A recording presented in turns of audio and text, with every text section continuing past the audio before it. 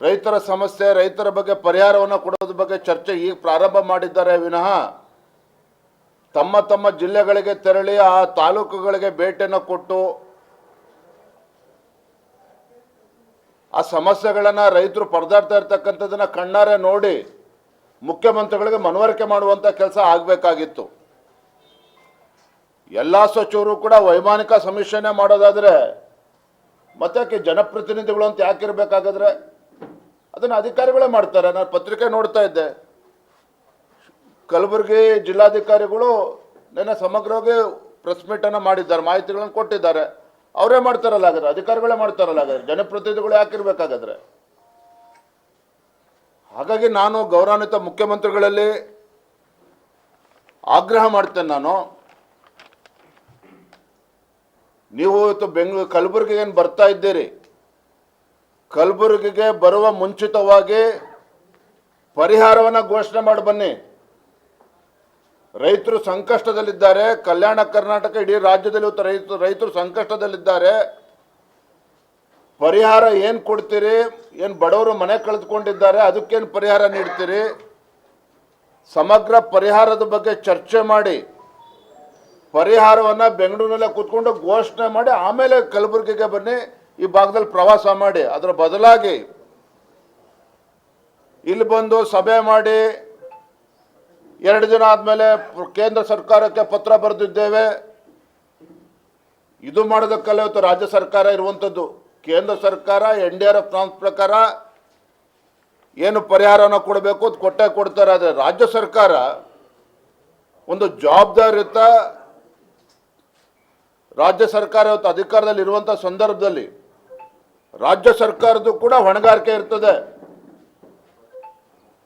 ಮೊದಲನೇದಾಗಿ ಆ ಉಸ್ತುವಾರಿ ಸಚಿವರನ್ನು ಆ ಎಸಿ ರೂಮಿಂದ ಹೊರಗೆ ದಬ್ಬಿ ಎಲ್ಲ ತಾಲೂಕುಗಳಿಗೆ ಹೋಗಿ ರೈತರನ್ನ ಭೇಟಿ ಮಾಡಿ ಸಮಸ್ಯೆ ಬಗ್ಗೆ ಆಲಿಸಲಿ, ಸಮಸ್ಯೆಗಳನ್ನು ಅರ್ಥ ಮಾಡಿಕೊಳ್ಳಿ, ಆಮೇಲೆ ಮುಖ್ಯಮಂತ್ರಿಗಳಿಗೆ ಬಂದು ಮನವಿಯನ್ನು ಕೊಡಲಿ.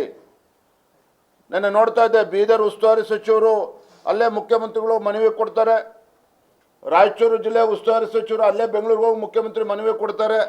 ಆದರೆ ಮನವಿ ಕೊಡುವ ಮುಂಚಿತವಾಗಿ ಸಮಗ್ರವಾಗಿ ಅಧ್ಯಯನ ಆಗಬೇಕಲ್ಲ, ರೈತರ ಮಧ್ಯೆ ಹೋಗಬೇಕು, ಯಾರು ಮನೆ ಕಳ್ಕೊಂಡಿದ್ದಾರೆ ಅವ್ರನ್ನ ಭೇಟಿ ಮಾಡಬೇಕು, ಏನು ಬೆಳೆ ನಾಶ ಆಗಿದೆ ಅದ್ರ ಬಗ್ಗೆ ಅಲ್ಲಿ ಹೊಲಕ್ಕೆ ಭೇಟಿಯನ್ನು ಕೊಡಬೇಕು. ಇದು ಯಾವುದನ್ನು ಮಾಡ್ದೇನೆ ಅಲ್ಲೇ ಮುಖ್ಯಮಂತ್ರಿಗಳು ಮನವಿ ಕೊಡ್ತೇವೆ ಅಂತೇಳಿ ಇದು ಏನದು ಹಾಗಾದ್ರೆ?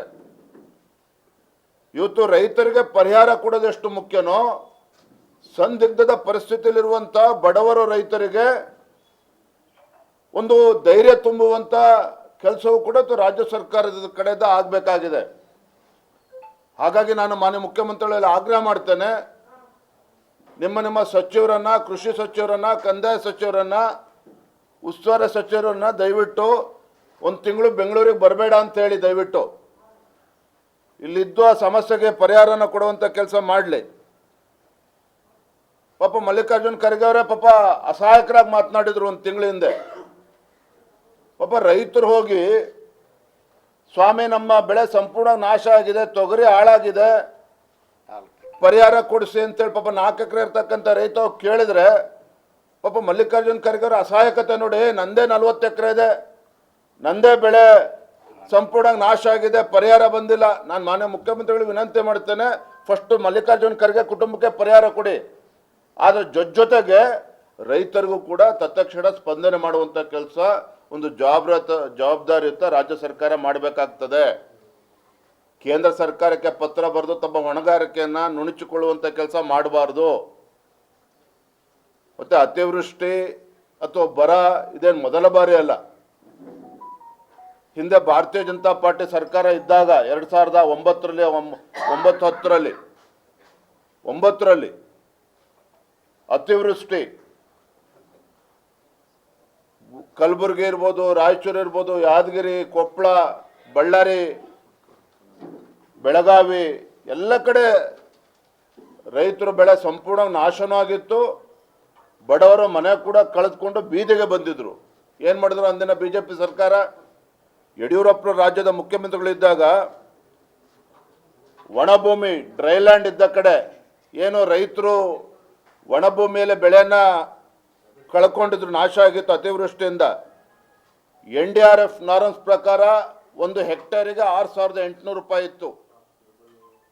NDRF ನಾರ್ಮ್ಸ್ ಪ್ರಕಾರ 6,800 ರೂಪಾಯಿ ಒಂದು ಹೆಕ್ಟೇರಿಗೆ ಇದ್ದರೆ ಅಂದಿನ ಮುಖ್ಯಮಂತ್ರಿಗಳು ಯಡಿಯೂರಪ್ಪನವರು 10,000 ರೂಪಾಯಿ ಪರ್ ಹೆಕ್ಟೇರಿಗೆ ಕೊಡುವಂಥ ಒಂದು ನಿರ್ಧಾರವನ್ನು ಘೋಷಣೆ ಮಾಡಿದ್ರು.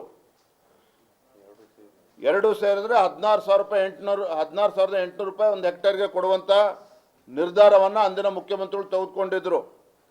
ಹಾರ್ಟಿಕಲ್ಚರ್ ಜಮೀನುಗಳೇನಿತ್ತು NDRF ನಾರ್ಮ್ಸ್ ಪ್ರಕಾರ 13,500 ರೂಪಾಯಿ ಇದ್ದರೆ ಒಂದು ಹೆಕ್ಟೇರಿಗೆ ಅಂದಿನ BJP ಸರ್ಕಾರ ಜೊತೆಗೆ 10,000 ರೂಪಾಯಿ ಅಂದರೆ 23,500 ರೂಪಾಯಿ ಒಂದು ಹೆಕ್ಟೇರಿಗೆ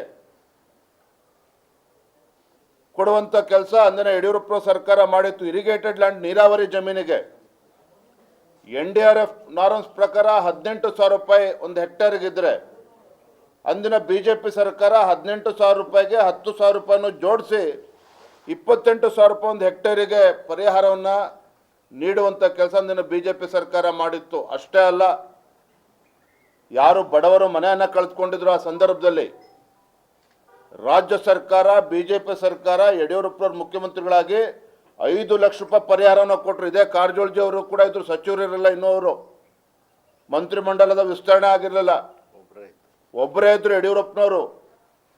ಆದರೆ ರೈತರ ವಿಚಾರ ಬಂದಾಗ, ಬಡವರ ವಿಚಾರ ಬಂದಾಗ ಅಂದಿನ ಯಡಿಯೂರಪ್ಪನವರ ನೇತೃತ್ವದ BJP ಸರ್ಕಾರ ಒಂದು ಕ್ಷಣನೂ ಕೂಡ ತಡ ಮಾಡದೇನೆ ತತ್ಕ್ಷಣ ಪರಿಹಾರವನ್ನು ಕೊಡುವಂಥ ನಿರ್ಧಾರವನ್ನು, ಒಂದು ದಿಟ್ಟ ನಿರ್ಧಾರವನ್ನು ಮಾಡಿದ್ರು. ಹಾಗಾಗಿ ಗೌರವಾನ್ವಿತ ರಾಜ್ಯದ ಮುಖ್ಯಮಂತ್ರಿಗಳಲ್ಲಿ ನಾನು ಈ ನಾಡಿನ ರೈತರ ಪರವಾಗಿ, ವಿಶೇಷವಾಗಿ ನಮ್ಮ ಕಲ್ಯಾಣ ಕರ್ನಾಟಕದ ರೈತರ ಪರವಾಗಿ ವಿನಂತಿಯನ್ನು ಕೂಡ ಮಾಡ್ತೇನೆ. ದಯವಿಟ್ಟು ಇನ್ನೂ ಕೂಡ ತಡ ಮಾಡಬೇಡಿ. ರೈತರ ತಾಳ್ಮೆನ ಪರೀಕ್ಷೆ ಮಾಡೋದು ಬೇಡ. ಬೀದಿಗೆ ಬಂದಿದ್ದಾರೆ, ಅವ್ರಿಗೆ ಪರಿಹಾರವನ್ನು ಕೂಡ ಕೊಡಬೇಕು. ಮತ್ತು ಈ ಚಿತ್ತಾಪುರ ಅಲ್ಲಿ ಪಾಪ ತಾಯಂದರು ಎಲ್ಲ ಅಲ್ಲಿರ್ತಕ್ಕಂಥ ಶಾಸಕರಿಗೆ ವಿನಂತಿಯನ್ನು ಕೂಡ ಮಾಡಿದ್ದಾರೆ. ನಮಗೆ ಶಾಶ್ವತ ಪರಿಹಾರವನ್ನು ಕೊಡಿ ಅಂತ ಕೇಳಿದ್ದಾರೆ. ಅದರ ಬಗ್ಗೆನೂ ಕೂಡ ರಾಜ್ಯ ಸರ್ಕಾರ ಗಂಭೀರವಾಗಿ ಪರಿಗಣಿಸಬೇಕು ಅಂಥೇಳಿ ನಾನು ಈ ಸಂದರ್ಭದಲ್ಲಿ ನಾನು ರಾಜ್ಯ ಸರ್ಕಾರಕ್ಕೆ ಮಾನ್ಯ ಮುಖ್ಯಮಂತ್ರಿಗಳು ಆಗ್ರಹ ಮಾಡ್ತಾ ಇದ್ದೇನೆ. ಮತ್ತೊಮ್ಮೆ ಹೇಳ್ತೇನೆ, ಮಾನ್ಯ ಮುಖ್ಯಮಂತ್ರಿಗಳು ವಿಶೇಷ ವಿಮಾನದಲ್ಲಿ ಇವತ್ತು ಗುಲ್ಬರ್ಗ ಬರ್ತಾ ಇದ್ದಾರೆ ಅನ್ನೋ ಮಾಹಿತಿ ಸಿಕ್ತು ನನಗೂ ಕೂಡ. ಭಾಳ ಕಾಳಜಿ ಇಟ್ಟು ವಿಶೇಷ ವಿಮಾನವನ್ನು ತೆಗೆದುಕೊಂಡು ಬರ್ತಾ ಇದ್ದಾರೆ, ಸ್ವಾಗತ ಮಾಡ್ತೇನೆ. ಹೆಲಿಕಾಪ್ಟರ್ ತೊಗೊಂಡು ವೈಮಾನಿಕ ಸಮೀಕ್ಷೆ ಮಾಡ್ತಾ ಇದ್ದಾರೆ, ಅದನ್ನು ಕೂಡ ಸ್ವಾಗತ ಮಾಡ್ತೇನೆ. ಆದರೆ ನಿಮ್ಮ ಜಿಲ್ಲೆಯ ಸಚಿವರೇನಿದ್ದಾರೆ, ಜಿಲ್ಲಾ ಉಸ್ತುವಾರಿ ಸಚಿವರನ್ನು ಭೇಟಿ ಮಾಡೋದು ಕೇಳಿ ಇಡೀ ಜಿಲ್ಲೆಗಳಲ್ಲಿ ಕೃಷಿ ಸಚಿವರು, ಕಂದಾಯ ಸಚಿವರು ಯಾರು ಅಂತೇಳಿ ಈ ಭಾಗದ ಜನರಿಗೆ ಗೊತ್ತೇ ಇಲ್ಲ. ಬೀದರ್ ಅಫ್ಜಲ್ಪುರ ಹೋದಾಗಲೂ ಜನ ಅದೇ ಮಾತನಾಡ್ತಾ ಇದ್ರು, ಅವರಾದ ಹೋದಾಗೂ ಅದೇ ಕೇಳ್ತಾರೆ, ಯಾರು ಸ್ವಾಮಿ ಕೃಷಿ ಸಚಿವರು, ಯಾರು ಕಂದಾಯ ಸಚಿವರು ಅಂತೇಳಿ ಪ್ರಶ್ನೆ ಮಾಡ್ತಾ ಇದ್ದಾರೆ. ಹಾಗಾಗಿ ಇಂಥ ಸಂದರ್ಭದಲ್ಲಾದರೂ ಸಹ ರಾಜ್ಯದ ಮುಖ್ಯಮಂತ್ರಿಗಳು ತಮ್ಮ ಸಚಿವರುಗಳನ್ನು ಜವಾಬ್ದಾರಿ ಕೊಟ್ಟು ಇಲ್ಲಿ ಕಳಿಸ್ಕೊಡ್ಬೇಕು. ಮತ್ತು ಗುಲ್ಬರ್ಗ ಬರುವ ಮುಂಚಿತವಾಗಿ ದಯವಿಟ್ಟು ಪರಿಹಾರವನ್ನು ಘೋಷಣೆ ಮಾಡ್ಕೊಂಡು ಬನ್ನಿ. ದಯವಿಟ್ಟು ಈ ವಿನಂತಿಯನ್ನು ಕೂಡ ನಾನು ಮಾಡ್ತಾ ಇದ್ದೇನೆ.